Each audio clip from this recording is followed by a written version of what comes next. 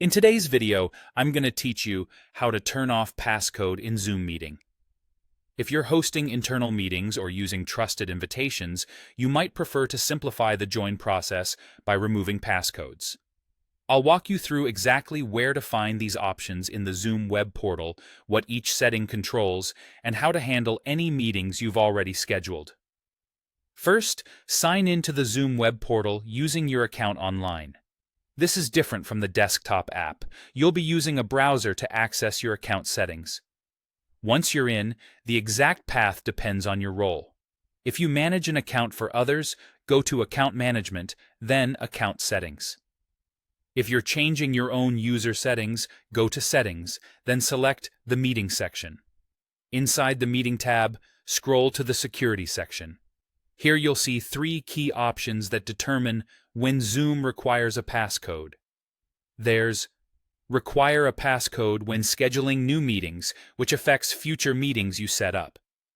There's Require a passcode for instant meetings, which applies when you start a meeting on the fly. And there's Require a passcode for Personal Meeting ID, PMI, which controls meetings that use your personal meeting room. Toggle each of these off if they're currently enabled. Turning them off means participants can join without entering a passcode, typically by using your standard join link.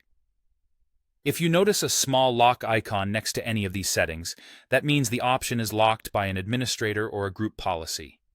In that case, you won't be able to change it until it's unlocked. If you have the right permissions, unlock it and then make your change. If not, you'll need to contact the person who manages your Zoom account or your organization's IT team. Now keep in mind that turning off passcodes in settings affects new meetings moving forward. For any meetings you've already scheduled, you'll need to update them individually. Go to Meetings, then Scheduled.